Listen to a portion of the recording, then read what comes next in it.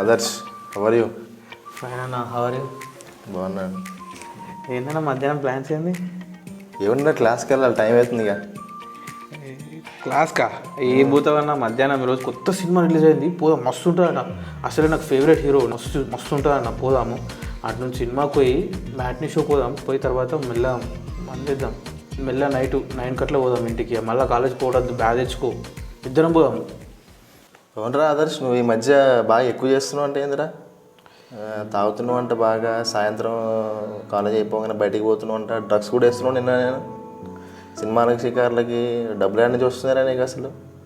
అసలు ఎందుకు వచ్చినారా కాలేజీకి అసలు నువ్వు? ఎంజాయ్ చేయాలన్నా. ఇప్పుడు కాకపోతే ఇంకెప్పుడు ఎంజాయ్ చేస్తావా? గమ్మత్తును నీ ఫైనల్ ఇయర్ అయిపోతుంది. ఫస్ట్ ఇయర్ నన్ను ఎంజాయ్ చేయనివా? నువ్వు వేయలేవు, నన్ను చేయనివా? ఏందిరా ఊరికి ఎంజాయ్ ఎంజాయ్ ఎంజాయ్ అంటే ఏందిరా? అసలు మనం ఎందుకు వచ్చినాం కాలేజీకి అసలు? నాకు అది సమాజ్ అవుతలేదన్న, అందుకే ఏదో ఒకటి చేస్తూ ఉంటా. ఊకే నాకు ఏమైనా షోకా అన్న, స్ట్రెస్ అవుతుందన్న. నాకు ఏ సొల్యూషన్ దొరుకుతలేదన్న. అందుకే ఇప్పుడు నువ్వు వస్తే నువ్వు జర పైసలు కడతావు. నా దగ్గర పైసలు కూడా లేవు. నువ్వు కడతావని రమ్మంటున్నాను. నేను ఎందుకు రమ్మంటా? నేను అవునరా, చూస్తున్నా. నేను ఎప్పటి నుంచో చూస్తున్నా. నేను వింటున్నా, హాస్టల్లో కూడా అందరి దగ్గర డబ్బులు తీసుకుంటున్నావు అంట, అంతా ఎటో తిరుగుతున్నావు అంట. నువ్వు నీకు యాడ్ నుంచి వస్తున్నాయి డబ్బులు. ఇట్లనే చాలామంది మా సీనియర్లు, మా ఫ్రెండ్స్ ఇట్లనే తిరుగుతున్నారా భయ్. వాళ్ళు అసలు ఉద్యోగాలు లేవు, ఏమి లేవు. మాకు తెలిసిన అన్నకు పెళ్లి వయసు వచ్చిందిరా, ఇంకా వాళ్ళకి మంచి ఉద్యోగాలు లేవు. ఇట్టే తిరిగి నాశనం అవుతుండ్రు. నువ్వు అట్లే అవుతావా?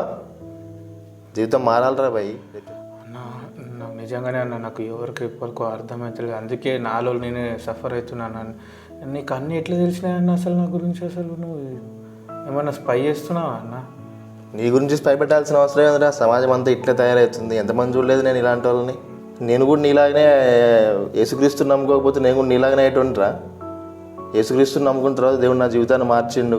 మీ ఫ్రెండ్స్ కూడా ఫస్ట్ ఇట్లా తయారైన వాళ్ళే, కానీ ఇప్పుడు మంచిగా మారేరా వాళ్ళు. చర్చికొచ్చి దేవుని నమ్ముకున్నారు. అసలు ఇదంతా కాదురా భయ్. అసలు నువ్వు ఫస్ట్ అక్కడి నుంచి బయటికి రా. నువ్వు యేసుక్రీస్తుని నమ్ముకో, దేవుడు నీకు సహాయం చేస్తాడు. చర్చికి వెళ్దాం పా, రేపు సండే చర్చికి వెళ్దాం పా మనం. చర్చ్ ఎందుకన్నా? ఇట్లే నువ్వు తింటూ తాగుతూ తిరిగినావు అనుకో, జీవితం అంతా నాశనం అవుతుంది.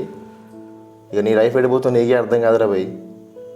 నీ జీవితం మారాలంటే, నువ్వు మంచిగా ఉండాలంటే దేవుని నమ్ముకోవాలిరా భయ్. యేసుక్రీస్తుని నమ్ముకోవాలి.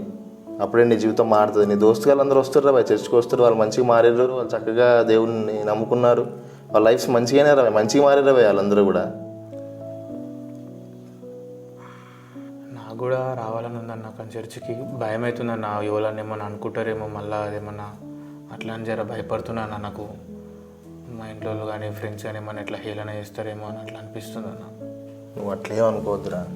నీ లైఫ్ మారుతుంది, నీ లైఫ్ చేంజ్ అవుతుంది.